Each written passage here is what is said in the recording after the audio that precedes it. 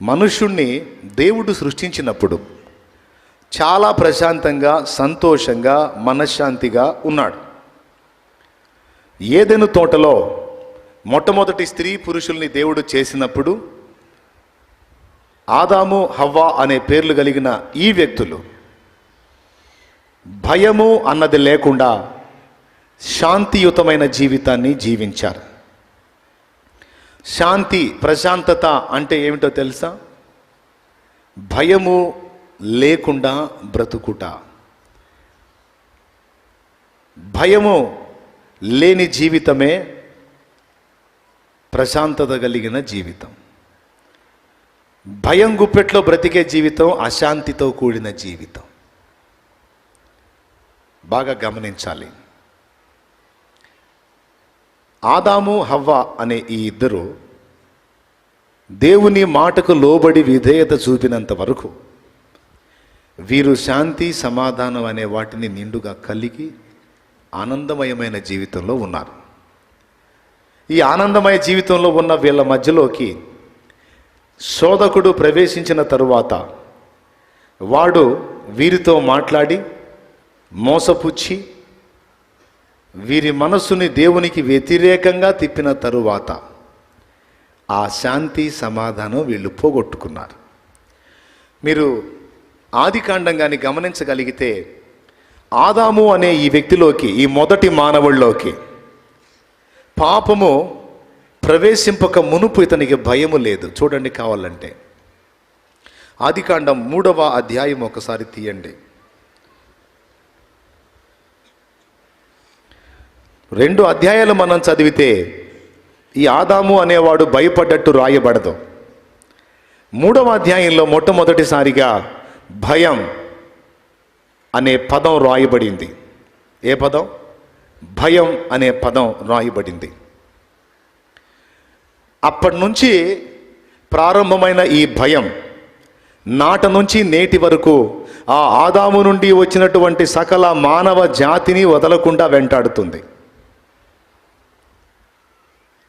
దేవుడు వద్దన్న పండు తిన్న తరువాత తాము దిగంబరులమని తెలుసుకొని అంజురపు ఆకులను కచ్చడాలుగా చేసుకొని మొలలకు కట్టుకున్నారు. బాగుంది. తర్వాత ఏం జరిగిందంటే దేవుని స్వరము తోటలో వినబడినప్పుడు ఆదాము వెళ్ళి పొదల చాటున దాక్కున్నాడని రాయబడి ఉంది. ఒకసారి మీరు చూడండి, 8వ వచనం చూడండి. 3:8 ఆదికాండం. చల్లపూటను ఆదామును అతని భార్యయు తోటలో సంచరించుచున్న దేవుడైన యెహోవా స్వరము విని దేవుడైన యెహోవా ఎదుటికి రాకుండా తోట చెట్ల మధ్యను దాగుకొనగా దేవుడైన యెహోవా ఆదామును పిలిచి నీవు ఎక్కడ ఉన్నావనెను. అందుకతడు నేను తోటలో నీ స్వరము వినినప్పుడు దిగంబరిగా నుంటిని గనుక భయపడి దాగుకొంటినెను. దేవునికి స్తోత్రం కలుగును గాక. హల్లెలూయా. ఈ వాక్యంలో నుంచి పరిశుద్ధాత్మ దేవుడు మనందరికీ కావలసిన సమాచారం ఇచ్చునుగాక. ఆమేన్. ఇక జాగ్రత్తగా వినండి. నీ స్వరము విని దిగంబరిగా ఉంటిని గనుక భయపడి దాగుకొంటిని అన్నాడు. ఆదాములోకి భయం ప్రవేశించింది. ఎప్పుడు ప్రవేశించింది అంటే దేవునికి వ్యతిరేకమైన పాపము అనేది ఎప్పుడైతే అతను చేశాడో, ఆ పాపము ఎప్పుడైతే అతని ద్వారా జరిగిందో, పాపం ఎప్పుడైతే అతనిలో ప్రవేశించిందో భయం ప్రవేశించింది. అప్పటిదాకా అతను ఎరుగని ఒక అనుభూతి, ఒక భావోద్రేకం అతనిలో కొత్తగా కనపడుతుంది. ఏమిటి అది అంటే భయపడుట. ఈరోజు నాకు అసలు ఏ భయం లేదని చెప్పగలిగేవారు ఎంతమంది ఉన్నారు? ఎవరి భయం వాళ్ళది. రోగాన్ని గూర్చి భయపడేవాళ్ళు, అప్పులను గూర్చి భయపడేవాళ్ళు, కుటుంబంలో బిడ్డలను గురించి భయపడేవాళ్ళు, తల్లిదండ్రులను గురించి భయపడేవాళ్ళు, సమాజంలోని వ్యక్తులను చూసి భయపడేవాళ్ళు. డబ్బులు లేనోడేమో రేపటి పరిస్థితి ఏమిటని వాడి భయం వాడిది. డబ్బులు ఉన్నోడేమో వీటిని ఎవడన్నా కొట్టేస్తాడేమో అని వీడి భయం వీడిది. ఇన్కమ్ ట్యాక్స్ వాళ్ళు పట్టుకుంటారేమో అని అదొక భయం. ఈరోజు భూమి మీద అసలు ఏ భయం లేకుండా ఉన్న వ్యక్తి ఇతను అని చెప్పడానికి ఒక్కడు కూడా లేడు. పిల్లలు చిన్నగా ఉన్నప్పుడు వాళ్ళ చదువులకు పైసలు ఎట్లా అని భయం. పిల్లలు పెద్దవాళ్ళ యుక్త వయస్కులు వస్తే వాళ్లకు పెళ్ళిళ్ళు చేయలేదే అని భయం. పెళ్ళిళ్ళు అయిన తర్వాత వాళ్ళకి పిల్లలు పుట్టలేదే అనే భయం. పిల్లలు పుట్టడానికి గర్భధారణ జరిగితే బిడ్డ ఎలాగంటదో అని భయం. లేకపోతే బిడ్డలకి పుడితే, తమ బిడ్డలు పుడితే వాళ్ళని ఎలా బ్రతికించుకుంటారో అని భయం. ఏ రకంగానైనా చెప్పు, మీరు చెప్పగలరా అసలు ఏ భయం లేకుండా హాయిగా ప్రశాంతంగా సమాధానంగా నెమ్మదిగా సుఖంగా నేను ఉన్నాను అని చెప్పగలరా? అలా చెప్పగలిగే వాళ్ళు ఎవరైనా ఉంటే ఒకసారి చేయొద్దండి. నాకు తెలుసు అది అబద్ధమైంది. భయం ఉంది, అవునా? ఈ భయం అనేది ఎప్పుడు ప్రవేశించింది అంటే మానవుల్లోకి పాపం ఎప్పుడైతే ప్రవేశించిందో అప్పుడు ప్రవేశించింది ఈ భయం. ఇక ఈ భయం లోపలికి ప్రవేశించిన తరువాత ఏదైతే మనం భయపడుతున్నామో అయ్యే జరుగుతున్నాయి. భక్తిహీనుడు తాను భయపడినది వాని మీదికి వచ్చును అన్నాడు. భక్తిహీనుడే కాదు, భక్తుడు భయపడ్డా అది వాని నెత్తి మీదకి వచ్చే అవకాశం ఉంది. బాగా వినాలి. భక్తుడైనా భక్తిహీనుడైనా ఈ భయం గుప్పెట్లో బ్రతుకీడుస్తూ ఉన్నారు చాలామంది. లోకమంతా అదే పరిస్థితి. కొంతమందికి సర్వసంపదలు ఉంటాయి. మీరు విన్నారా? బ్రదర్ నాకు అన్నీ ఉన్నాయి కానీ మనశ్శాంతి లేదు. ఏం బ్రదర్, డబ్బులుంటే సమస్తము ఉంటాయి, సమస్తము ఉంటే హాయిగా జీవితాన్ని అనుభవించవచ్చు, భయం ఎందుకు బ్రదర్, అశాంతి ఎందుకు, వేదన ఎందుకంటే తెలియదు. కానీ ప్రశాంతత లేదు, మనశ్శాంతి లేదు అంటారు. ఒకవేళ ధనవంతులు ఎవరైనా మీకు పరిచయం ఉన్న వాళ్ళు ఉంటే వాళ్ళు ఈ మాట అంటాం మీరు విన్నారా? వింటే ఒకసారి చేయొద్దండి నేను విన్నానన్నా అని. మీరు ఆశ్చర్యపోలేదా? అరే ఇతనికి ఇంత సంపద ఉంది, ప్రజల్లో గుర్తింపు ఉంది, ఇతను మంచి ఫేమస్ కదా, ఎందుకు ఇతను అశాంతితో బ్రతుకుతున్నాడు అని నీకు అనిపించలేదా? సకల సంపదలు ఉన్నవానికి అశాంతే, ఏమీ లేనివానికి అశాంతే. కారణం ఏమిటి అంటే వారికి తెలియట్లేదు. దానంతటికి కారణం భయం. భయం ఎందుకు లోపలికి ప్రవేశించిందంటే పాపం. అందరిలోనూ ఈ పాపం ఉంది. శరీరం, రక్తమాంసాల శరీరం ఎంతమంది అయితే కలిగి ఉన్నారో వారందరి శరీరంలో ఈ పాపము యొక్క బీజం ఉన్నది. రోమాపత్రిక 7:18లో అపోస్తలుడైన పౌలు అంటాడు, నా యందు అనగా నా శరీరమందు మంచిది ఏది నివసింపదని నేను ఎరుగుదును అంటాడు. ప్రభుకు ఒకసారి స్తోత్రం చెప్పండి, గట్టిగా చెప్పాలి. రెండవది గలతీ పత్రిక 5:19లో శరీర కార్యములు స్పష్టములై ఉన్నవి, అవేవనగా అని మొదలుపెట్టి జారత్వము, అపవిత్రత, కాముకత్వము, విగ్రహారాధన, అభిచారము, ద్వేషము, అది ఇదని దగ్గరగా 14-15 తప్పుడు చెడ్డ లక్షణాలు చెప్తాడు. కనీసం ఒక్కటంటే ఒక్కటి కూడా ఈ శరీరాన్ని గురించి మంచి లక్షణం చెప్పరు. శరీర కార్యాలు ఏమంట? ఇప్పుడు నేను చెప్పినవి. దీని గురించి రోమాపత్రిక 7:18 ఏమన్నాడు? ఇది మంచిది కాదు అన్నాడు. ఇది చెడుని ఉత్పత్తి చేసేటువంటి శరీరం, దీనిలో పాప బీజం ఉన్నది. కాబట్టి దీనిలో నివసించిన మానవుడికి ఈ పాపాన్ని బట్టి భయం ఏర్పడుతుంది. ఆ భయము కలిగిన స్థితినే అశాంతి, మనశ్శాంతి లేని స్థితి అంటారు. మరి ఇప్పుడు శాంతి సమాధానం అంటే ఏమిటంటే భయము లేని స్థితిని శాంతి సమాధాన స్థితి అంటారు. నా అవగాహనలో నేను ఎరిగిన సత్యం. దీనికి ఉదాహరణగా మీకు గతంలో ఒక ఎగ్జాంపుల్ నేను చెప్పాను. ఒక కాలేజీలో డ్రాయింగ్ పోటీలు పెట్టారు. డ్రాయింగ్ పోటీలు. ఆ డ్రాయింగ్ పోటీల్లో వాళ్ళు అంటే డ్రాయింగ్ సార్ ఎవరైతే ఉన్నారో వాళ్ళకి నేర్పేటువంటి గురువు ఆయన అన్నాడు, ఒక చిత్రలేఖనం మీరు గీయండి. దేన్ని ఉద్దేశించి అంటే థీమ్ ఏంటంటే ప్రశాంతత. ప్రశాంతత ఏంటి? థీమ్ ఏంటి? ప్రశాంతత అనేది సూచించబడినట్లు, దాన్ని గుర్తించినట్లు ఒక చిత్రం మీరు గీసుకొని రండి. సరిగా గీసిన వానికి ప్రథమ బహుమతి అని చెప్పని బహుమతి కూడా ప్రకటించాడు, ప్రైజ్ పెట్టాడు.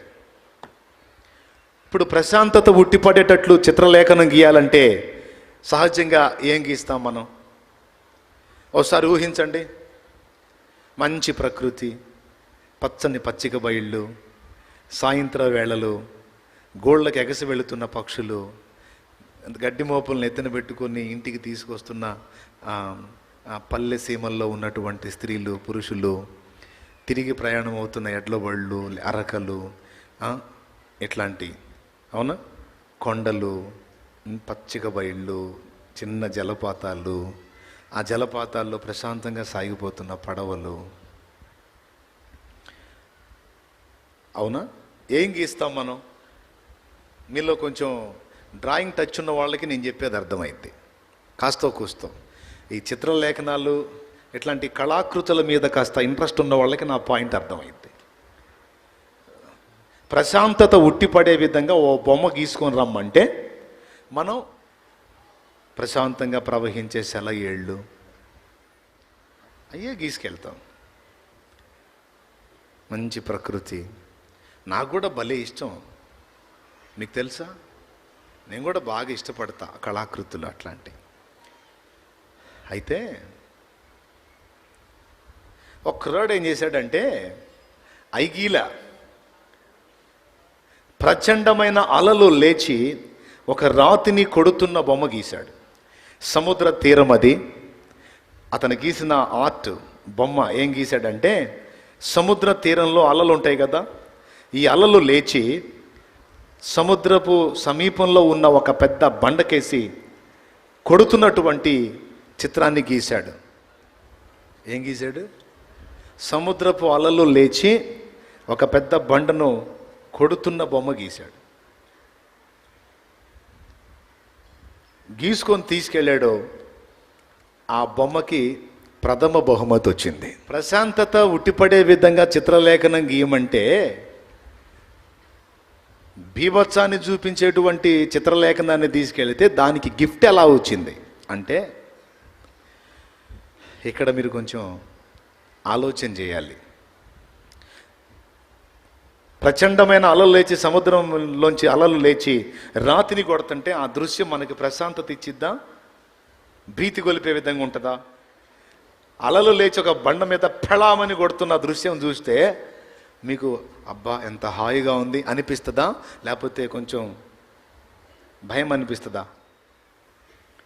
మరి దానికి ఎట్లా వచ్చింది ప్రథమ బహుమతి అంటే, ఏం చేశాడంటే అబ్బాయి ఆ బండ గీశాడు కదా, సముద్రపు అలలు లేచి బండ మీద పడుతున్నట్టు గీశాడు. ఆ బండకి ఓ చిన్న రంధ్రాన్ని గీశాడు. ఆ రంధ్రంలో ఓ చిన్న పక్షిని గీశాడు. ఆ పక్షిని ఎలా గీశాడంటే, పక్షి మౌనంగా కూర్చొని ప్రచండమైన అలలతో మాట్లాడుతుంది.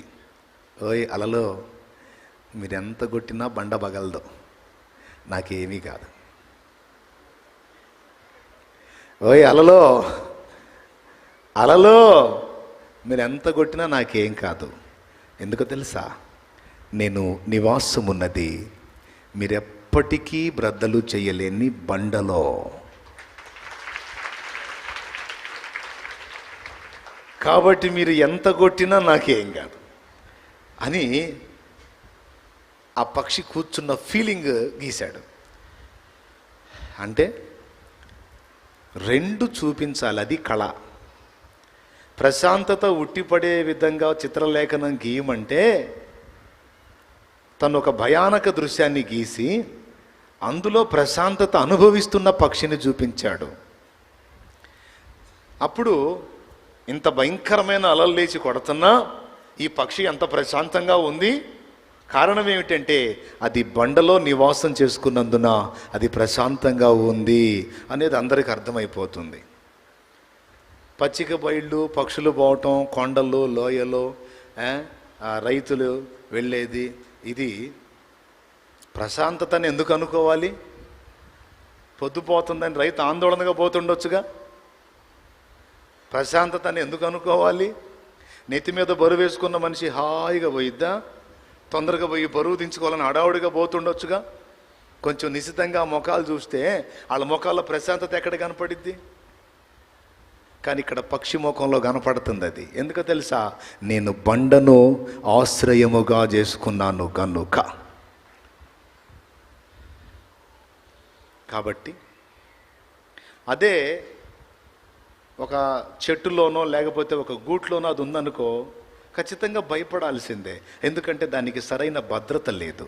భయపడే స్థితిలో అది ప్రశాంతత కాదు, అశాంతి పొందిద్ది. కానీ ఇక్కడ బండలో ఉంది కనుక అది ఖచ్చితంగా ప్రశాంతత పొందగలిగింది. ప్రశాంతత అంటే ఏమిటో మీకు అర్థం కావటానికి చెప్తున్నా. ప్రశాంతత అంటే ఏంటి చెప్పండి? ఏదో ఒకటి. ఏంటి ప్రశాంతత అంటే? భయము లేని స్థితి. భయము లేని స్థితి. యేసయ్య భయపడ్డా? ఎప్పుడూ భయపడలేదు. యేసయ్య ఎందుకు భయపడలేదు అంటే చెప్తా వినండి. యేసయ్యలో పాపము లేదు. ఏమి లేదు? అది కథ. ఈ భయానికి కారణం ఏంటి? పాపం. పాపం ఎవరిలో లేదో ఆ వ్యక్తికి భయం లేదు, ఆ వ్యక్తి శాంతిగా ఉన్నాడు. ఇక మన విషయంలోకి వచ్చేటప్పటికి మనకి భయం ఎందుకు ఏర్పడిందంటే పాపాన్ని బట్టి. కానీ యేసయ్య ఏమంటున్నాడు? నా శాంతి నేను నీకు ఇస్తున్నాను, లోకం ఇచ్చినట్టు కాదు, నా శాంతినే ఇస్తున్నాను అన్నాడు. అంటే అర్థం ఏమిటి? మీరు కూడా భయము లేక బ్రతుకవచ్చు అని చెబుతున్నాడు. భయం లేకుండా ఎట్లన్నా అంటే, నా యందు విశ్వాసం ఉంచిన మిమ్మల్ని పాపము నుండి విమోచిస్తున్నాను గనుక, పాపము మీ మీద ప్రభుత్వం చెయ్యదు గనుక ఇక మీరు భయము లేకుండా జీవించవచ్చు. సరే, దీని గురించి వివరించే ముందు అసలు పాపం గారి సంగతి ఏందో చూద్దాం. వస్తా, నేను ఇప్పుడు ఈ పాయింట్ దగ్గరికి మళ్ళా వస్తా దేవుని చిత్తం అయితే. భయానికి కారణం ఏంటన్నాను? పెద్దగా చెప్పాలి. రైట్.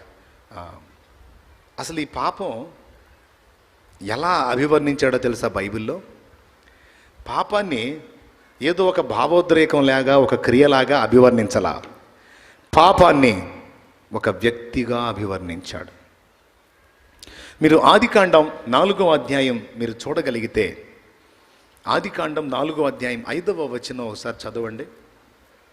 కయ్యూనును అతని అర్పణను ఆయన లక్ష్య పెట్టలేదు, కాబట్టి కయ్యూనుకు మిక్కిలి కోపం వచ్చి అతడు తన ముఖము చిన్నబుచ్చుకొనగా యెహోవా కయ్యూనుతో, నీకు కోపమేలా? ముఖము చిన్నబుచ్చుకుని ఉన్నావేమి? నీవు సత్క్రియ చేసిన ఎడల తలనెత్తుకొనవా? సత్క్రియ చేయని ఎడల వాకిట పాపము పొంచియుండును. చూడండి, పాపాన్ని గురించి ఏం మాట్లాడుతున్నాడు అంటే, పాపము ఒక ఇంటిని దోచుకోవటానికి, లేకపోతే ఒక వ్యక్తిని హత్య చేయటానికి, ఒక ఇంటి గుమ్మములో కాచుకొని పొంచి ఉన్న ఒక వ్యక్తితో సమానంగా మాట్లాడుతున్నాడు పాపాన్ని గురించి. ఏమంటున్నాడు ఇక్కడ? సత్క్రియ అంటే దేవుడు చెప్పినటువంటి క్రియ, దేవుడు చేయమన్న క్రియ సత్క్రియ. సత్క్రియ అంటే దైవ చిత్తానుసారమైన క్రియ, దేవుడు ఆమోదించే క్రియ. అది నువ్వు చెయ్యకపోతే వాకిట పాపము పొంచి ఉంటుంది. ఓసారి ఏకాంత ప్రార్థనకి నేను చెరువు దగ్గరకు వెళ్ళాను. అది సాయంత్రం వేళ, దాదాపు 6 గంటల సమయం. నేను ఆ చెరువు గట్టు మీద, కొత్త చెరువు పాత చెరువు అని 2 ఉన్నాయి. ఆ పాత చెరువు గట్టు మీద నడుచుకుంటూ వెళ్తున్నాను. ఎందుకో ఎప్పుడు చెప్పులు వేసుకొని వెళ్ళేవాడిని, ఆ రోజు ఎందుకో బూట్లు వేసుకున్నా. నేను నడుచుకుంటూ వెళ్తా ఉన్నా, ఒక్కడనే ఉన్నా. అంత నిర్మానుష్యంగా ఉంది. సాయంత్రం వేళ 6 ఆ చెరువు గట్టు మీద వెళ్తా ఉన్నప్పుడే పొద్దుపోతుంది. ఆ త్రోవ పక్కన ఓ పాము ఉంది. అది చాలా ప్రశాంతంగా అక్కడ ఉన్నటువంటి చీమల్లో ఏదో మొత్తానికి వేటాడుకుంటుంది. అది అసలు మీకు తెలుసా, పాము చాలా వేగంగా కదిలిద్ది కదా. పాము దగ్గర ఇంకో పనితనం కూడా ఉంది. అసలు బొమ్మలా కదలకుండా అలానే ఉండగలిగిద్ది పాము. ఒక సర్పం ఎంత బాగా కదిలిద్దో అది బ్రేక్ అయిందంటే అసలు కదలకుండా అలా బొమ్మలా కూడా ఉండగలిగిద్ది, ఎక్కడ కదలిక కనపడదు, అంత పనితనంగా ఉంటుంది అది. అది వేటాడుకునేటప్పుడు అసలు చాలా నిశ్శబ్దంగా చాలా మెల్లిగా వేటాడిద్ది. అది ఆ వర్క్లో ఉంది. దాని పక్కనే నా అడుగు పడింది.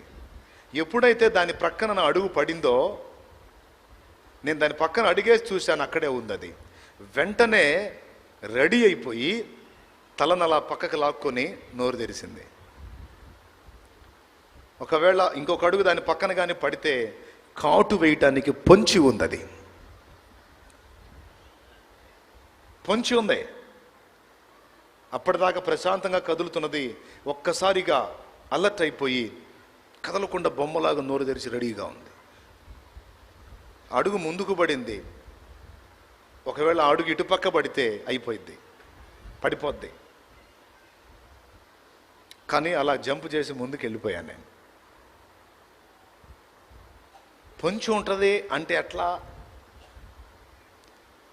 త్రాగుడు గురించి మాట్లాడుతూ కట్ల పాము వల్లే అది పొంచి ఉండును అన్నాడు. 23:32 సామెతలు ఏముందో చదువు. ద్రాక్షరసాన్ని గురించి పిమ్మటది సర్పము వలె కరుచును, సర్పము వలె కరచును, కట్ల పాము వలె కాటు వేయును, కట్ల పాము వలె కాటు వేయును. దేని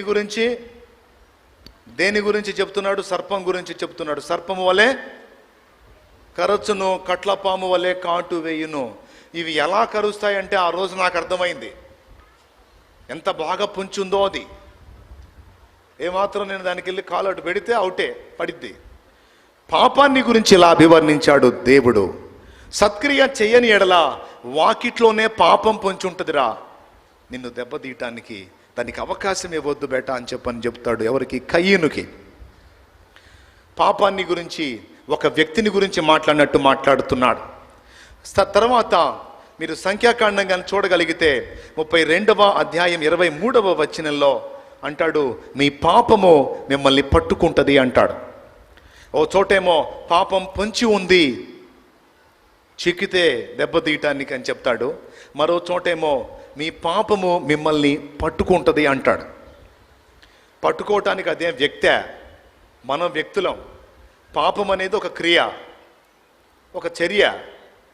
అది మనల్ని ఎట్లా పట్టుకుంటుంది అంటే పట్టుకుంటుంది, మీ పాపం మిమ్మల్ని పట్టుకుంటుంది. ఈ మధ్యకాలంలో మొన్న పేపర్లో ఒక విచిత్రమైన న్యూస్ చూసా. మన రాష్ట్రం కాదు, వేరే రాష్ట్రం బాగా ధనవంతుల కుటుంబం. ఆ కుటుంబంలో 6 వ్యక్తులు ఒకే విధంగా చనిపోయారు. 3 సంవత్సరాలు, 4 సంవత్సరాలు, 5 సంవత్సరాలు, 6 సంవత్సరాల ఎడంలో ఒకే విధంగా చనిపోతూ ఉన్నారు. కానీ ఆ చనిపోయినటువంటి 6 ఎలా చనిపోయారో ఎవరికీ తెలియదు. అందరూ అనుకున్నారు హార్ట్ స్ట్రోక్ అని. కానీ హార్ట్ స్ట్రోక్తో కాదు. ఆ ఇంట్లో తల్లి, తండ్రి, భార్య, భర్త అంటే కొడుకు, కోడలు, తర్వాత ఆ కూతురు సంబంధమైన సంతానం, మొత్తం ఒక పెద్ద కుటుంబం అది. ఆ కుటుంబంలో ఆ ఇంటి కోడలుగా ఉన్న వ్యక్తి చేసిన పని అది. 6 ఎట్లా అంటే ఆస్తి కోసం. తను అక్రమంలో ఉండి అందరినీ వైనం చేసి ఆస్తి మొత్తాన్ని చేజిక్కించుకొని తను ప్రశాంతంగా బతకాలనుకుంది. అనుకొని దేన్ని ఉపయోగించిందో తెలుసా? దీన్ని మీరు ట్రై చేశారమ్మా, నరకానికి పోతారు. సైనైడ్. పెద్ద చాకిరి ఉండదు అది. 4 టచ్ అయిందంటే సెకండ్స్లోనే, నిమిషాల వ్యవధి కూడా అవసరంలా, సెకండ్స్లోనే ప్రాణం పోతుంది సైనైడ్ తగిలితే. ఎంత డేంజర్ అంటే అంత డేంజర్. రక్తం అంతా గడ్డగట్టుకుపోతుంది దారుణంగా.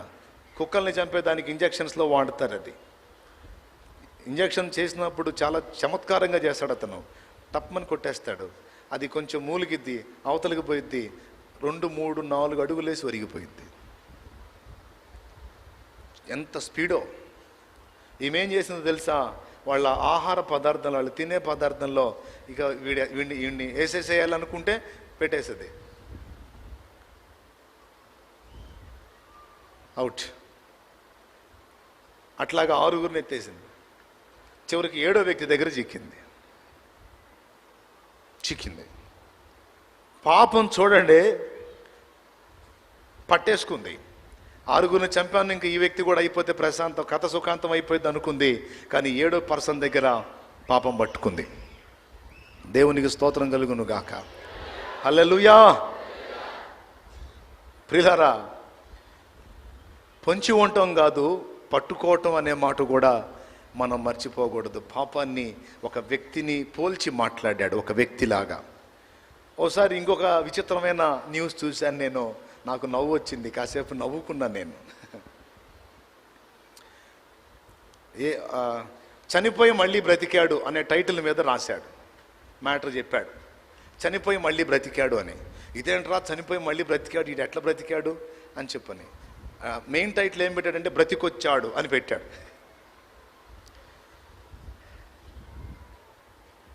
ఒక వ్యక్తి దాదాపు 2 సంవత్సరాల క్రితం చనిపోయాడు. అతని కార్యక్రమాలు అంతా అయిపోయినాయి, అతని సమాధి కార్యక్రమం అయిపోయింది. అతని అస్థికలు తీసుకెళ్లి నీళ్ళల్లో కూడా కలిపేశారు, కృష్ణానదిలో కలిపేశారు. వాళ్ళు 2 సంవత్సరాలు దిన కార్యక్రమాలు కూడా చేశారు. 3వ సంవత్సరంలో వాడు మామూలుగా వస్తున్నాడు ఇంటికి. ఏంది అలా చూస్తున్నారు? కొంపదీసి పునరుద్ధానం చెందాడేమో నన్ను అనుకుంటున్నారా? కాదు, 3వ సంవత్సరంలో ప్రశాంతంగా ఇంటికి వస్తున్నాడు. ఇప్పుడు ఇంట్లో వాళ్ళ పరిస్థితి ఒకసారి ఊహించండి. చివరికి స్టోరీ ఏంటంటే భలే ట్విస్ట్ అన్నమాట అది. ఈ చనిపోయినటువంటి వాడు అనుకున్నాం చూడు, వీడికి అప్పులు ఎక్కువైపోయినాయి. పాపం నమ్మి అప్పులు ఇచ్చారు ఈ నమ్మకస్తుడని. ఏం చేశాడో, ఎట్ట తగలబెట్టాడో మొత్తానికి. కొంతమంది ఏమో పాపం మంచోళ్ళకు కూడా అప్పులు వస్తూ ఉంటాయి, కొంతమంది ఎగస్టాలు ఓవర్ యాక్షన్ చేసి అప్పులు తెచ్చుకుంటారు. అర్థమైందా? కొంతమంది ఓవర్ యాక్షన్ చేయడానికి అప్పులు, కొంతమందికి పాపం ఒక అప్పు చేస్తారు, దాన్ని తీర్చుకోవటానికి సాధ్యం కాక, పరిస్థితులు అనుకూలించక ఇంకో చోట అప్పు తీసుకొచ్చి ఈ అప్పు తీర్చి అక్కడ ఇక్కడ వడ్డీ కట్టుకుంటా మళ్ళా ఈ 2 తీర్చలేక ఇంకో చోట చేసి అట్లా పెరిగిపోతూ ఉంటుంది అప్పు. వీడు ఎట్లా చేశాడో ఏమో, మొత్తానికి ఈ అప్పుల వాళ్ళందరినీ వదిలించుకోవాలని ఒక ఐడియా చేశాడు. ఏం ఐడియా చేశాడో తెలుసా? ఇంట్లో వాళ్ళకు కూడా చెప్పలా, చెప్తే విషయం లీక్ అయింది అనుకున్నాడు. ఓ శ్మశానానికి వెళ్ళాడు. ఒక పుర్రె ఒకటి, కొన్ని ఎముకలు తీసుకొచ్చుకున్నాడు, ఓ బస్తాల్లో వేసుకొని తెచ్చుకున్నాడు.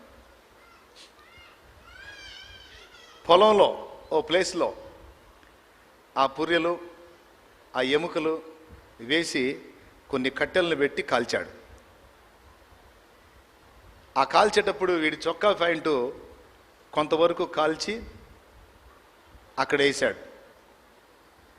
వీడు బండి కూడా ఆడబెట్టాడు. వీడు జంపిగా అబ్బాయి 2-3 రోజులు కనపడలేదని చెప్పని పోలీసు కంప్లైంట్ ఇస్తారుగా, కంప్లైంట్ ఇచ్చారు. ఆ కంప్లైంట్ తీసుకొని పోలీసు వాళ్ళు పరిశీలిస్తే, మీ అబ్బాయికి ఎవరన్నా శత్రువులు ఉన్నారా, ఏంటి పరిస్థితి అంటే, అప్పులు ఉన్నాయ్యా, అప్పులు ఇచ్చిన వాళ్ళు అడుగుతారుగయ్యా, వాళ్ళ బాధ తట్టుకోలేక మరి బిడ్డ ఏమన్నా చేసుకున్నాడా, ఎటన్నా పోయాడా, ఏం అర్థం కావట్లేదయ్యా అని వీళ్ళు బోరుమన్నారు. ఇక పోలీసు వాళ్ళకి డౌట్ వచ్చింది. ఇక అప్పుల వాళ్ళందరినీ పిలవటం మొదలుపెట్టారు. రే దా, నువ్వు ఫలానా రోజు ఫోన్ చేసావంటగా, ఇంటికి వచ్చావంటగా అంటే, వచ్చానండి, కానీ అతను ఒక్క మాట కూడా అనలేదండి, పెద్ద మొత్తంలో డబ్బులు ఇచ్చానండి, అన్యాయం అయిపోయానండి, నాకేం తెలియదండి. ఏం తెలీదా? మర్యాదగా చెబుతావా, లేకపోతే నీకు మా పద్ధతి ఉపయోగించమంటావా? సార్ మీకు దండం పెడతా, పిల్లల గల్లోడిని, అతనికి డబ్బులు ఇచ్చానే తప్ప నేను ఇంకేం చేయలేదు సార్, అతను ఒక మాట కూడా అనలేదు సార్. వాళ్ళందరినీ, అప్పు ఇచ్చిన వాళ్ళందరినీ పిలిచి తలా తన్నుదన్ని వాళ్ళని ఇన్వెస్టిగేషన్ చేసి పాపం వాళ్ళు నిర్దోషంగా వదిలేశారు. అయిపోయింది. ఎట్లా ఏంటని చెప్పని వెతుకుతూ ఉంటే ఆ పొలంలో ఆ బీడు ప్రదేశంలోకి వెళ్ళిన వాళ్ళకి కంటపడింది వీడి బైకు, సగం గాలిన వీడి బట్టలు, ఈ ఎముకలు, ఇవన్నీ కనపడేసరికి ఏముంది, వెంటనే పోలీస్ స్టేషన్ ఫోన్ వచ్చింది.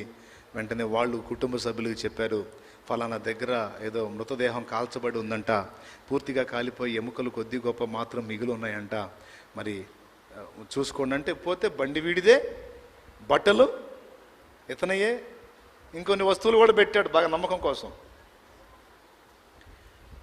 ఇక వాళ్ళు చూసి అయిపోయింది, చంపి కాల్ చేశారని చెప్పని వాళ్ళు కేసుని ఇక ఆ నేరస్తులు ఎవరని వెతికారు. పాప వీళ్ళందరినీ మళ్ళీ ఇంకొక రౌండ్ వేశారు, ఎవడు కాదని నిర్ధారణ అయిపోయింది. ఇక దాన్ని అట్లా పెట్టేసి వదిలేశారు. ఇక వీళ్ళు ఆ అస్థికలు తీసుకొచ్చి ఇక వాళ్ళ కార్యక్రమం వాళ్ళు చేసుకుంటారుగా. చేసుకొని ఒక 3-4 రోజులు బోరు అయ్యా అప్పుల్ని నీ పరిస్థితి చేసినాయి అయ్యా, ఇటు అయిపోయావయ్యా, ఏ దుర్మార్గుడు చేశాడయ్యా నిన్ను, వాడు దున్నపోతులాగా ఉన్నాడు, బాగానే ఉన్నాడు వాడు, ప్రశాంతంగా ఉన్నాడు వాడు. తర్వాత ఏ ప్రాంతానికి వెళ్ళాడో ఎక్కడ బతికాడో కానీ సంవత్సరాల తర్వాత మళ్ళొచ్చి గుట్టుగా చెప్పాడు ఇంట్లో వాళ్ళకి, నేను యాడికి పోలా, లేకపోతే నన్ను అసలు వాళ్ళు బతకనిచ్చేవాళ్ళ, ఇట్లా బాబట్టే ఎవడికాడు నోరు మూసుకొని మెల్లకుండా ఉన్నారు అని చెప్పని గుట్టుగా వచ్చి విషయం చెప్పేసరికి, ఇది మనిషి కనపడితే జనం ఆగుతారా, పెదవి దాటితే ఊరు దాటిద్దని వెంటనే మళ్ళీ పోలీస్ స్టేషన్కి పోయింది. ఇంకా రారు మళ్ళా వాళ్ళు, ఎరా పెద్ద మనిషే దా, చచ్చిపోయావా నువ్వు, అంతమందిని పాపం అన్యాయంగా ధన్యం నీ వల్ల అని చెప్పని మళ్ళా వాడిని పట్టుకొని లోపలేశారు. పాపం మోసం క్యాచ్ అవుతుంది, పట్టబడుతుంది. నీ పాపం మిమ్మల్ని పట్టుకొనును అని దేవుడు చెప్పిన మాట నిరర్ధకం కానేరదు. దేవునికి స్తోత్రం కలుగునుగాక. దాని జోలికి పోకుండా ఉండటమే ఉత్తమం. పోయావంటే అది ఎలా పట్టుకుంటుందో చెప్తున్నాడు. ఫస్ట్ది ఏం చెప్తున్నాడు, పాపం పొంచి ఉంటుంది అన్నాడు. రెండవది ఏమన్నాడు, పట్టుకుంటుంది అన్నాడు. మూడవది పాపము ఏలిద్ది. దీనికి సింపుల్గా ఒక విషయం చెప్తారు. ఇద్దరు పని వాళ్ళు ఉన్నారు ఒక యజమానుడి కింద. ఇద్దరు సమానంగా జీతం తీసుకునే వాళ్ళే, సమానమైన పని వాళ్ళే. ఒకరోజు ఇద్దరు గొర్రెలు కాసేవాళ్లే. ఒకడు ఏం చేశాడంటే వాడి మందను కాసేటప్పుడు ఈ 2 మందలు యజమానుడియే. ఒక గొర్రె పక్కకు పోతుంటే కర్ర తీసుకొని గట్టి కొట్టాడు. చూస్తుండగానే చచ్చింది. అది చచ్చిందని తెలిస్తే యజమాని ఊరుకుంటాడా? ఉద్యోగం తీసేయచ్చు, లేదా ఆయన ఈయనదనొచ్చు, లేకపోతే నష్టపరిహారం కట్టని చెప్పి అనొచ్చు, ఏమైనా చేయొచ్చు. ఇబ్బంది అయిపోయింది. ఈడు దాన్ని చంపటం పక్కనోడు చూశాడు. అరే ఇంత పెద్ద గొర్రెను అన్యాయంగా చంపేశావు కదరా అంటే, అరే చచ్చిద్ది అనుకోలేదు నేను, పొరపాటున అది ఆయువు పట్టును తగిలినట్టుంది, అది కొట్టుకొని చచ్చింది అయ్యో అని చెప్పని అన్నాడు. మరి ఎట్లా ఇది మన యజమానుడికి చెబితే గందరగోళం అయిపోతుంది, ఉద్యోగం పోయేదిగా, ఏం సంగతి అంటే నీకు దండం పెడతా, నా మీద చెప్పొద్దు అని చెప్పని వాడిని బ్రతిమలాడాడు. మరి చెప్పొద్దు అంటే మరి కొంచెం ఖర్చు అయిద్ది అన్నాడు. ఖర్చు అయిద్దంటే ఎంతో కొంత ఇస్తానులే అన్నాడు. ఇచ్చాడు, వాడు తీసుకున్నాడు. దాని గురించి మాఫీ చేశారు. ఇక మాఫీ చేసిన తర్వాత జీతగాళ్ళు కదా, వాడి పని వాడు చేయాలి, ఈడి పని ఈడి చేయాలా. ఇక వాడు కూర్చొని వాడి పని కూడా ఈడి చేత చెప్తున్నాడు. రే నీళ్ళు అంటది, కొంచెం నీళ్ళు అంటది తీసుకురా. ఏంటి నీళ్ళు నీ పని కదా, నేనేం నీళ్ళు తెచ్చేది ఏంటంటే, మరి ఆ గొర్రె వద్దొద్దు నేను తెస్తాను నీళ్ళు అని చెప్పని పోతున్నాడు. కట్టెలు పేర్లు పగలేయాలా, వాడి పని అది. రే పేర్లు పగలేయండి అని యజమానుడు చెప్పి వెళ్తే ఈడు కూర్చొని ఈయన పిలుస్తాడు, రే పేర్లు కొంచెం పగలేయండి. పేర్లు నువ్వు కదా పేర్లు పగలేసేదంటే నేనే. మరి ఆ గొర్రె, ఇక వాడు ఏది చెప్పినా ఈడు గొర్రె అంటున్నాడు. గొర్రె అన్నప్పుడల్లా ఈడు బెండ్ అయిపోతున్నాడు. ఎందుకు? వాడు చేసిన తప్పు ఇప్పుడు వాడి మీద ఒక యజమానుడిలాగా అయిపోయి వాడిని ఏలటం మొదలుపెట్టింది. అర్థమైందని నీకు? పాపం ఏలుట, దాన్ని తగిలించుకుంటే అంతే. తెలుసా మీకు చెల్లి, సీక్రెట్గా నువ్వు ఎవడుతున్నా ఫోన్లో మాట్లాడావు అనుకో, అది మీ ఇంటి పక్కన ఆమె చూసింది అనుకో, సచ్చినట్టు ఆమె ఖర్చు పెడుతుండాలి నువ్వు. తమ్ముడు, నువ్వు ఎవరితోనన్నా వ్యవహారం చేయటం, తప్పుడు వ్యవహారం చేయటం నీ పక్కనోడు చూశాడు అనుకో, మీ ఆవిడికి చెప్పకుండా ఏం చేయాలి? నువ్వు వాడికి మేత పెడతా ఉండాలి. లేకపోతే మరి ఆ ఫోను ఆ అమ్మాయి మరి అంటుంటాడు వాడు, అసలు ఈ దరిద్రం దాన్ని తగిలించుకోకుండా ఉంటేనే పోతుంది అంటాడు వాక్యంలో. పాపము పొంచి ఉంటుంది, పాపము పట్టుకుంటుంది, పాపము ఏలుబడి చేస్తుంది. అంతేకాదు ఇంకా చాలా సంగతులు ఉన్నాయి. పాపముని గురించి ఒక వ్యక్తిలాగా అభివర్ణిస్తూ రాశాడు. ఇంతకీ పాపం ఒక క్రియనా లేక ఒక వ్యక్తే? చెప్తారా మీరు? పాపం ఒక క్రియనా లేక ఒక వ్యక్తే? చెప్పండి. క్రియ మనం చేస్తే ఏది పాపం అనుకుంటాం మనం, కానీ దాన్ని ఆధారం చేసుకుని ఒక వ్యక్తి లైన్లోకి వస్తున్నాడని చెప్తుంది బైబిల్. మన పాపాన్ని ఆధారం చేసుకుని ఒక వ్యక్తి మనల్ని ఏలతాడు అని చెప్తుంది బైబిల్.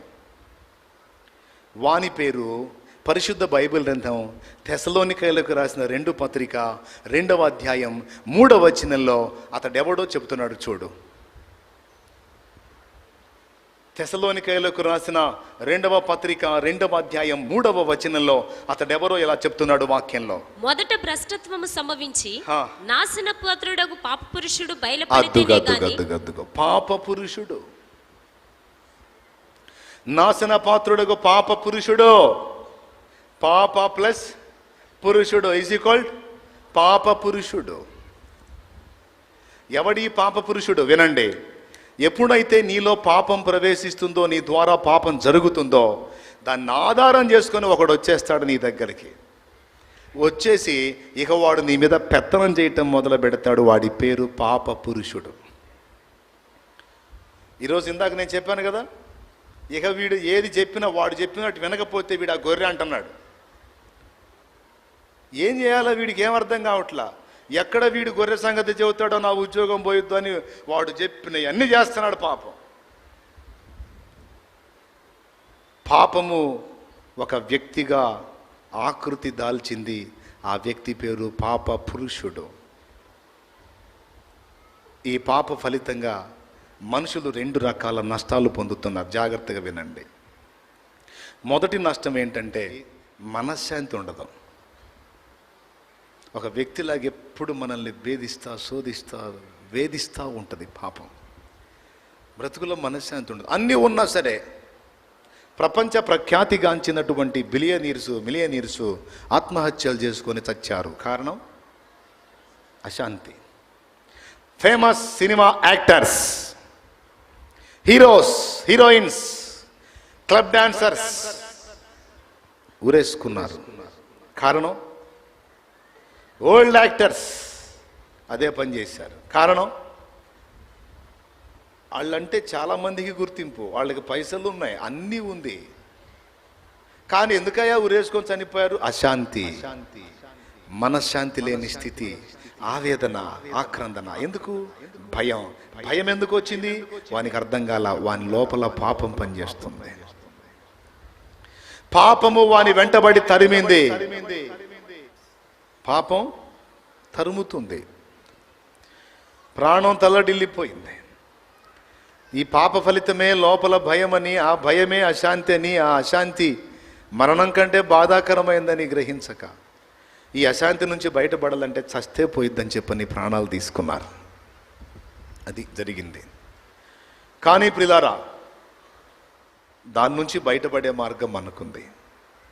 లోకం మొత్తానికి ఉంది, కానీ ఎంతమంది పట్టించుకుంటారు, ఎంతమంది వింటారు? పట్టించుకున్నోడు దాని నుంచి విడుదల పొందుతాడు. చెప్తున్నా, మొట్టమొదటి నష్టం ఏంటంటే ఈ పాప ప్రభావం వల్ల మనిషి అశాంతిలో బ్రతికేస్తున్నాడు. ఒకటి పోతే ఒకటి, ఒకటి పోతే ఒకటి. ఇది అయిపోయింది, ఇంకేం వచ్చిద్దో, ఇంకేం వచ్చిద్దో, ఇంకేం జరిగిద్దో, ఇంకేంటో భయం, భయం, భయం, భయం. అవునా? ఒక సమస్య వచ్చింది, అది పోయింది, పోయినాక అమ్మాయి పోయిందిలే అనుకుంటావా, ఇంకోటి లైన్లో ఉంటుంది, మళ్ళీ వచ్చిందా, సరే ఎట్నో దాన్ని డీల్ చేసుకుంటాం, అయిపోయింది. అయిపోయిందా? ఇంకంతటితో అయిపోయిందా? ఇట్లా 4-5 రౌండ్లు అయిన తర్వాత ఇక మనకి 6వ రౌండ్ మనం ఎదురు చూస్తుంటాం. ఏందో మరి ఒక వారం ప్రశాంతంగా ఉంది, మరి ఏందో ఇంకా ఏం రాలా అనగానే ఆ రోజే ఫోన్ వచ్చింది. వచ్చిందా? అదే ఏం రాలేదేందా అని అనుకుంటున్నాను అని ఏడవలేక నవ్వుతారు కొంతమంది. ఎంతమంది ఒప్పుకుంటారు కరెక్టే బ్రదర్ అన్నోళ్ళు? అది ఇక ఇక అక్కడ ఫిక్స్ అయిపోతారనమాట. భయం వచ్చేస్తుంది, వస్తుంది వస్తుంది వస్తుంది వస్తుంది వస్తుంది అని. ప్రియులారా, దాని నుంచి విడుదల పొందే మార్గం యేసయ్య మనకు చూపించాడు. పాపం వల్ల కలిగే నష్టాల్లో మొదటిది అశాంతితో నిండిన జీవితం. రెండవది మరణం తరువాత అగ్ని ఆరని పురుగు చావని ఘోరమైన నరకం. ఈ 2 నష్టాలు పాపం వల్ల ఉన్నాయి. పాపం ఏం చేస్తుంది? ఎట్రా పాపాన్ని ఫస్ట్ టచ్ చేస్తాడు. నన్ను టచ్ చేయి, కొంచెం దగ్గర అయిద్ది, మళ్ళా టచ్ చేయి, వాళ్ళ కనపడేటట్టు తాకు, ఇక్కడ దాకు, కొంచెం ఎడంగా ఉండి మొదలుపెట్టు ఫస్ట్, కొంచెం అయిపోట్టు, దూరం నుండి టచ్ చేయి. అయిపోయింది, ఫస్ట్ సారి తాకాడు, కొంచెం దగ్గర అయిద్ది, మళ్ళీ తాకు, చేయది మరి, ఇంకొంచెం దగ్గర అయిద్ది, మళ్ళీ తాకు, ఇంకొంచెం దగ్గర, మళ్ళీ తాకు, అది ఇంకా పట్టుకుంటుంది. వాళ్ళు ఇప్పుడు ఫస్ట్ ఎవరు పట్టుకున్నారు? ఫస్ట్ ఇతనా లేకపోతే పాపమా? పాపం ఫస్ట్ ఎడంగా ఉంది. ఇంకొకటి ఉంది, ఒక సౌకర్యం, మనకై మనం తాకపోతే పాపం రాదు దగ్గరికి. ఇది కూడా ఉంది సౌకర్యం. మనకై మనం దాన్ని కదిలించుకుంటే తప్ప, దానికై అది బలవంతంగా వచ్చి మనలో ప్రవేశించేదానికి అవకాశం ఇవ్వాల దేవుడు. పాపం యొక్క లక్షణం చెప్తున్నానో, దానికై ఇది మన లోపలికి ప్రవేశించడానికి కుదరదు. మనం తాకిన కొలది అది మనల్ని సమీపిస్తుంది, చివరికి అది మనల్ని పట్టుకుంటుంది. ఫస్ట్ ఇట్లాంటి వరదలు ప్రవహిస్తున్నప్పుడు పైన ఉన్న గ్రామాల్లో ఉన్న సరుకులు సామాన్లన్నీ ఆ అడవుల్లో ఉన్న కలప టేకు అవన్నీ కొట్టుకొని వస్తున్నాయంట లోతట్టు ప్రాంతాలకి. కొట్టుకొని వస్తుంటే ఈ లోతట్టు వాళ్ళంతా ఆ పైనుంచి వచ్చేటువంటివన్నీ ఆ ఏట్లో ఆ నదిలో వస్తూ ఉన్నాయి కదా, పెద్ద పెద్ద గడకట్టెలు పెట్టుకొని ఆ దొరికిన సామాన్ దొరికినట్లు లాక్కుంటున్నారు ఒడ్డుకి. ఒక్కొక్కటికి మంచి టేకు దొరుకుతుంది, మంచి మొద్దులు దొరుకుతున్నాయి, ఒక్కొక్కళ్ళకి ఆ పై వాళ్ళ సామాన్లు దొరుకుతున్నాయి, మంచి మంచి దొరుకుతున్నాయి. పాపం ఒకడికి పొద్దుగూకు లాగిన పప్పు గుత్తులు కత్తిపేటలే వస్తున్నాయంట. వాడికి ఇసుకేసింది, వాడు ఎన్నైనా లాగు ఏదైనా లాగు, వాడు తీర లాగి ఒడ్డుకు తీసుకొచ్చి అయ్యే ఉంటున్నాయి. చిరాకేసింది, పొద్దున్న నుంచి సాయంత్రం దాకా లాగిన అయ్యే పప్పు గుత్తులు కత్తిపేటలు. చిరాకు పుట్టిట్టు కాదు, ఏదన్నా కాస్త మంచిది నేను సంపాదించాలని చెప్పని ఆ గడకట్ట అక్కడ పడేసి బట్టలు ఊడదీసి ఏదో సింపుల్గా ఒక కొద్ది వస్త్రం మాత్రం మొలకు చుట్టుకొని రెడీగా ఉన్నాడు. ఎందుకో తెలుసా? ఈసారి వచ్చేదాన్ని ఈదుకుంటా వెళ్ళి నడియేట్లోకి పోయి దాన్ని పట్టుకొని తెచ్చుకోవాలి. ఊరకొచ్చే పప్పు గుత్తులు అయితేనే, కత్తిపేటలు అయితేనే, ఊరకొచ్చే ఏ అయితేనే తీసుకో, కలిగిన దాంతో తృప్తి చెంది. అట్లా కాదు, ఒక్కొక్కటి కడుపాత్రం మామూలుగా ఉండదు, మొత్తం తీసుకుందామని పరిగెత్తుతూ ఉంటారు కొంతమంది. ఏం చేశాడు తెలుసా? వీడి అదృష్టం పండి ఒక నల్లటి మూట కొట్టుకొని వస్తుంది ఆ నదిలో, ఆ పెద్దది వస్తుంది, ఇక దాన్ని బానికూడదని చెప్పని అది సమీపంలోకి వస్తా ఉంటే ఎగిరి దూకాడు నీళ్ళల్లోకి. దూకి దానికి ఎదురెళ్ళాడు మనోడు ఈదుకుంటా. అది వీడి దగ్గరకు వచ్చిందో వీడు ఈదుకుంటా పోయాడా? బార్ షాపులోంచి సీసా ఎగిరి మన ఒళ్ళో పడదో? పడిద్దా? సమస్య లేదు. మన రోడ్డు మీద పోతుంటే ఎప్పుడన్నా సీసా వచ్చి ఇదిగో ఇదిగో ఇదిగో కొంచెం తాగు అని ఎప్పుడన్నా ఉందా? ఎందుకంటే అది ఎప్పుడు అనదు. పొద్దంతా చాయగిరి చేసి ఒళ్ళంతా పులిసిపోయిన దాకా చేసి ఆ డబ్బులు తెచ్చి ఇచ్చి ఆ సీసా తెచ్చుకొని తాగటం కూడా ఏమన్నా ప్రశాంతంగా తాగుతాడా? ముఖమంతా ఎట్టన్నా పెట్టి ఎందుకు ఆ కర్మ అనిపిస్తుంది నాకు. విషాన్ని తాగినట్టు తాగుతాడు. పాపాన్ని మనం గదిలించుకోవటమే, లేకపోతే దగ్గరికి వచ్చే ఛాన్స్ దేవుడి బల. ఆ మూట వస్తుంది, ఈడు వెళ్తున్నాడు ఈదుకుంటూ వెళ్ళి అలాగ దాన్ని కౌగిలించుకున్నాడు. మరి వాటేసుకొని కదా ఒడ్డుకు తేవాలి. కౌగిలించుకుంటే అదేం చేసిందంటే ఇటు తిరిగి ఈయన్ని వాటేసుకుంది. అది మూట కాదు, బతుకున్న ఒక ఎలుగుబంటు. వాడనుకున్నాడు ఏదో పెద్ద వస్తువు అని. దానికి ఎక్కడ ఆధారం దొరక్క ఊపిరి బిగబట్టి 4 కాళ్ళు అలాగేసి అయిపోయాను, ఏదన్నా ఆధారం చిక్కితే బతకడం, లేకపోతే లేదనుకుంటూ వస్తుంది అది. వీడు ఎప్పుడైతే దాన్ని తాకాడో, అమ్మ బాబు ఏదో చెట్టో కొమ్మో ఏదో దొరికింది నాకు ఆధారం అని తిరిగి అలాగ పట్టేసింది అది. ఎలుగుబంటు పట్టు అంటే మామూలు పట్ట, గోల్డ్ ఇంతంత పొడుగుంటాయి, అలాగ మొత్తం పెనేసింది. ఇంకా మన వీరుడు ఏడ ఈత కొట్టేది, ఏడ కాస్త కోస్త వీడంత ఉంటుంది. అది పట్టేసింది మొత్తం కదలకుండా. ఇక అది పోతుంది, అడు పోతున్నాడు, ఈడ్చుకెళ్తుంది. ఒడ్నూళ్ళు అంటారు, రే ఏందిరా రావేంద్రా దాంతో పోతున్నావేంద్రా, అరే అంత బరువు ఉంటే వదిలిపెట్టరా అంటున్నారు వీళ్ళు. వాడు 2 చేతులు చూపించి నేనెప్పుడో వదిలిపెట్టారు, అదే నన్ను పట్టుకుందన్నాడు. నేనెప్పుడో వదిలిపెట్టా, అదే నన్ను పట్టుకుంది. ఎక్కడికి తీసుకెళ్తుంది? నాశనానికి తీసుకెళ్తుంది. పాపాన్ని మొదట మనం టచ్ చేస్తాం, తిరిగి అది మనల్ని పట్టుకుంటుంది. మనం పడితే వదలొచ్చు, అది పడితే వదలటం అంత తేలిక కాదు.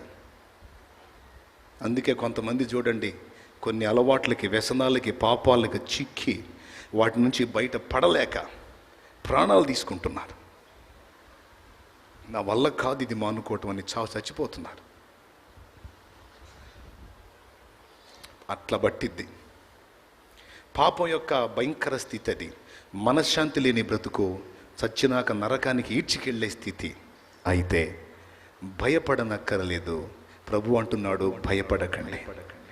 అంత పట్టుగలిగిన పాపం నుంచి నిన్ను విడిపించడానికి ఇదిగో నా పరిశుద్ధ రక్తమును నీ కోసం ధారపోశానన్నాడు.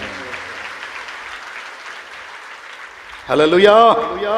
నిన్ను పట్టి మనశ్శాంతి లేకుండా చేసి నరకానికి ఈడ్చుకెళ్లేటువంటి ఆ పాపం నుంచి నిన్ను విడిపించడానికి ప్రభు నీతో మాట్లాడుతున్నాడు. ఏమన్నా తెలుసా?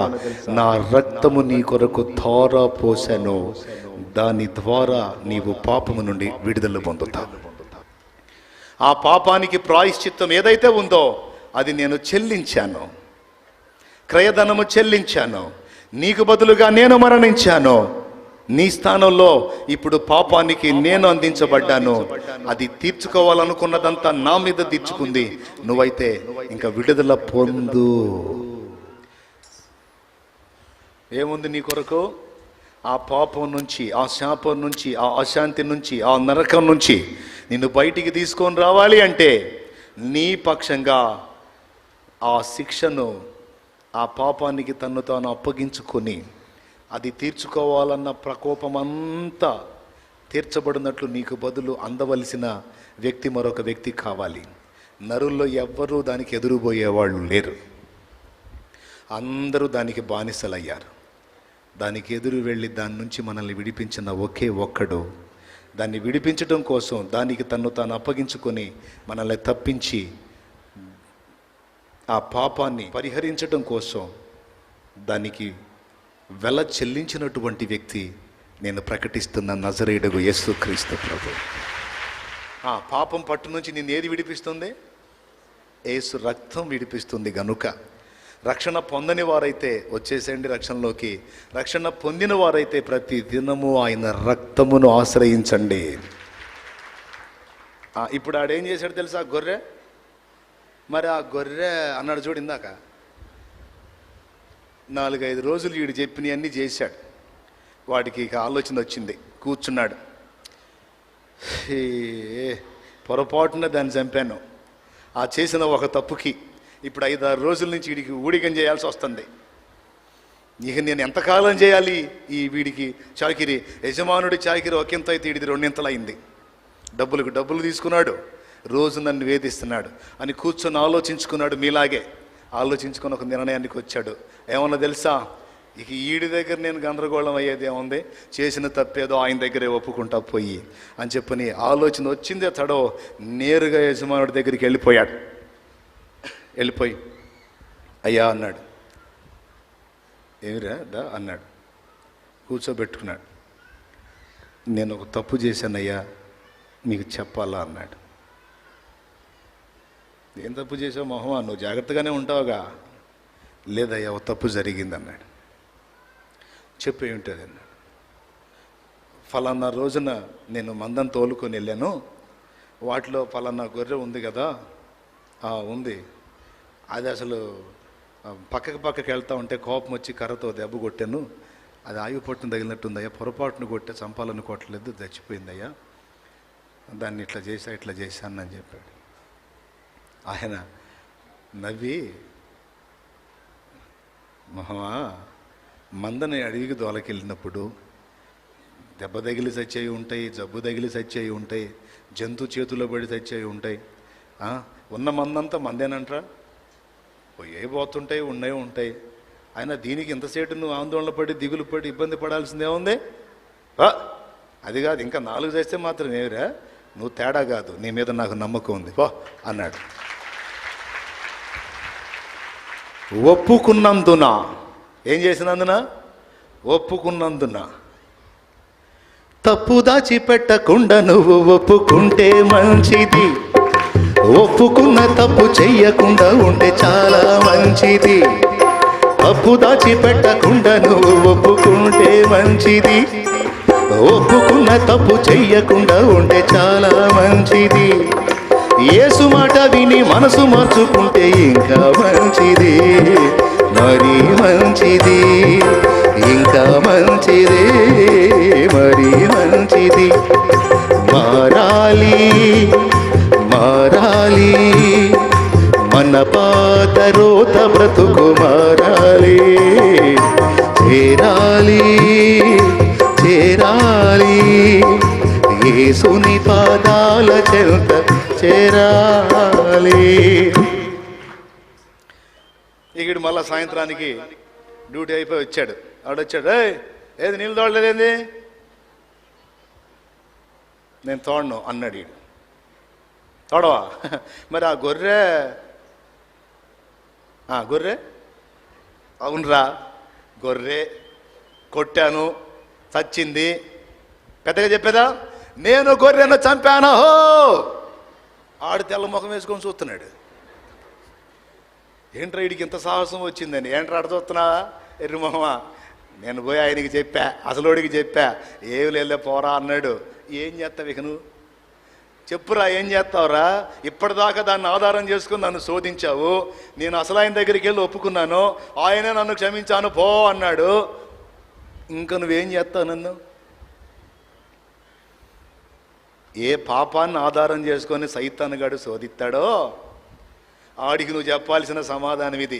పెద్ద ఆయన దగ్గర ఒప్పుకున్నాను, ఆయన చేత, ఆయన రక్తము చేత కడుక్కున్నాను, శుద్ధయ్యాను, ఇంకేంట్రా నువ్వు నన్ను చేసేది వెధవాయ్ అనాలి. అబ్బా, ఇప్పుడు వాడికి ఎంత స్వేచ్ఛ చూడండి. ఇక్కడ అడగలుగుతాడా? నీళ్లు తోడు, కట్టెలు కొట్టు, పైసలి అని అడుగుతాడా? అడిగితే ఏమంటాడు వీడు? లాగి తంతా అంటాడు. నీ పాపానికి ఎప్పుడైతే ప్రాయశ్చిత్తం జరుగుతుందో ఇక సైతానుకు నీ మీదున్న బలం పోయిద్ది. పాపాన్ని విసర్జించు, ఆల్రెడీ జరిగిన దానికి క్రీస్తు రక్తాన్ని ఆశ్రయించు, పెద్ద ఆయన దగ్గర ఒప్పుకో, కడిగేసుకో, మారు మనసు పొందో, బాప్తీసం పొందో, పరిశుద్ధుడవో. వాడు వచ్చి నువ్వు అంత పాపాలు చేసావు, ఇంత పాపాలు చేసావు, అందుకే నీకు ఇట్ట అవుతుందని అన్నాడు అనుకో, నోరు ముయ్యిరా, నా పాపాలన్నీ యేసు రక్తంలో కడగబడ్డాయి, ఇక నాకేమీ కాదు, ఏదైనా యేసు చిత్తమే.